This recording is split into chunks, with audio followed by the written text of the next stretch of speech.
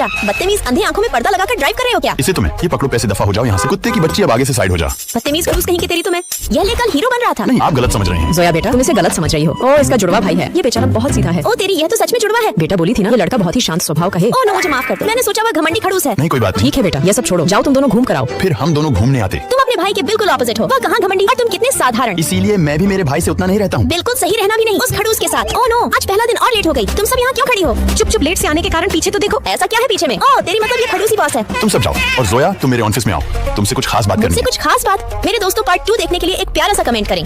मुझे अपने लिए कपड़े किराए पर चाहिए। आप उस तरफ अपने लिए कपड़े पसंद कर सकते हैं। मुझे कल के लिए एक फोटोग्राफर भी चाहिए। कल के लिए हमारे सारे फोटोग्राफर बुक हैं। आप दूसरी दुकान पर देख लीजिए। मैंने पहले ही सारी दुकानों पर देख लिया है। अब शायद मुझे अपने फोटो खुद ही खींचने पड़ेंगे। मेरे फोटो तो बिल्कुल भी अच्छे नहीं आ रहे। मुझे फोन मत करो, अभी मैं व्यस्त हूँ। आपकी इस पोज में बहुत अच्छी फोटो आई है। अब दूसरी तरफ से फोटो लेंगे। मुझे ये वाला फोटो ज्यादा अच्छा लग रहा है। बहन तुम बुरा ना मानो तो मैं तुम्हारे फोटोग्राफर से 2 फोटो खिंचा सकती हूँ क्या? ये नहीं हो सकता, ये फोटोग्राफर मैंने बुक किया है। इसके बदले मैं आपको पैसे दूंगी। यहाँ से चलते हैं, पता नहीं कैसे कैसे लोग आ जाते हैं। तुम मेरा फोन क्यों नहीं उठा रही? हॉस्पिटल में सारे लोग तुम्हारा इंतजार कर रहे हैं। मैं तुम्हारे साथ नहीं आ सकती, अभी मुझे फोटो खींचने हैं। ये सब बाद में भी तो कर सकती हो। तुम इस शहर में अपना इलाज कराने आई थी। कल हॉस्पिटल में मेरे चेहरे का इलाज शुरू हो जाएगा, जिसके बाद मेरा चेहरा पहले जैसा अच्छा नहीं दिखेगा। इसलिए मुझे अपने चेहरे की यादें अपने साथ ले जानी है। मैं अपने कपड़े लौटाने आई क्या हूँ। आपको अपनी तस्वीरें पसंद आई? शायद नहीं, अब मैं चलती हूँ। मैम थोड़ा रुकिए, मैं आपके लिए कुछ लेकर आई हूँ। ये कौन सी तस्वीरें हैं? मेरा काम हो गया, अब मैं चलती हूँ। शायद अब मैं अपने चेहरे की यादें अपने साथ रख पाऊंगी। अरे मेरी सुबह से इतनी उल्टियाँ क्यों हो रही है?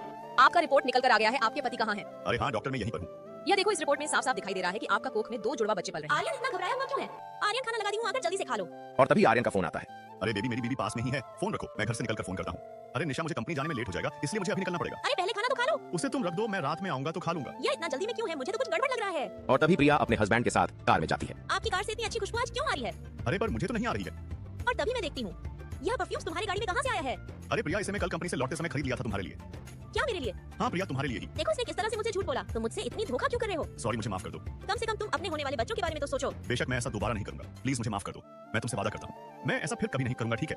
लेकिन उसे घुटनों के बल गिरकर दया की भीख मांगते देखकर मैं माफ करने से खुद को रोक नहीं सकती। पार्ट 2 देखने के लिए चैनल को सब्सक्राइब करें। कोई तो आ जाओ, मेरा कछुआ देख लो। सुनिए दादी जी, ये पवित्र कछुआ खुद ही आपको अपना मालिक मान चुका है। आप इसे अपने हाथों से आजाद कर दीजिए, इससे आपके बच्चों को पुण्य मिलेगा। अरे छोटे भाई, तुम्हारा ये कहने का क्या मतलब है? दादी जी, ये पवित्र कछुआ खुदाई के दौरान अचानक बाहर आ गया था। आमतौर पर यह बिल्कुल भी नहीं हिलता, लेकिन जैसे ही आप आए, ये तुरंत नीचे कूद गया। दादी, ये मुझे ठगी लगता है। छोटी बच्ची को चीजों की पहचान नहीं है। आप ये कछुआ खरीद कर लेकर जाइए, मेरी गारंटी है आप 100 वर्ष तक जिंदा रहेंगे। इसकी कीमत सिर्फ 55,000। सब्जी मंडी में इसकी कीमत तो सिर्फ RS200 है। छोटी बच्ची का दिल कितना कठोर है, तुम नालायक हो। आज्ञाकारी बच्चे जानते हैं बड़ों के लिए खुशियां खरीदनी चाहिए। आप तो हमें खरीदने पर मजबूर कर रहे हैं। तुम क्या बोल रही हो? मुझे तो लगता है इस कछुआ को आजाद कर देना चाहिए। इसका शकल भी धोखेबाज जैसा नहीं लगता। छोटे भाई, ये मेरा कार्ड चल जाएगा क्या? मुझे कार्ड दीजिए, मैं अभी काट कर देता हूँ। आपने ये पैसा बचत करके रखा है? यह लीजिए, यह कछुआ अब आपका है, याद रखिए। आप इसे आजाद कर दीजिएगा। आज तो बहुत अच्छा कमाई हो गया।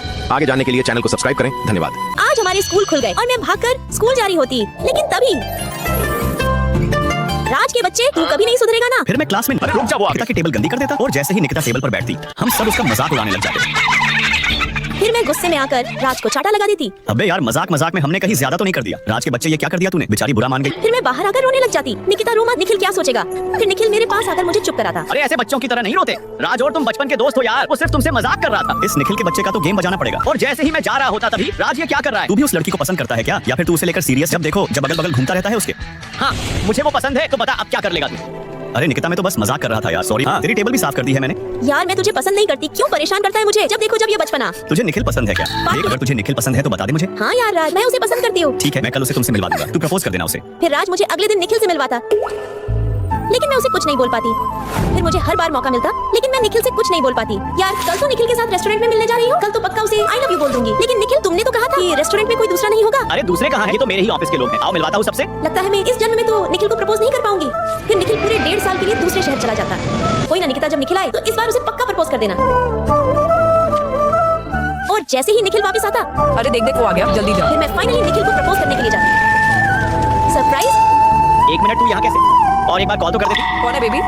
बेबी, निकिता कंट्रोल कर खुद को। 413 दिन, 9,913 घंटे। मैं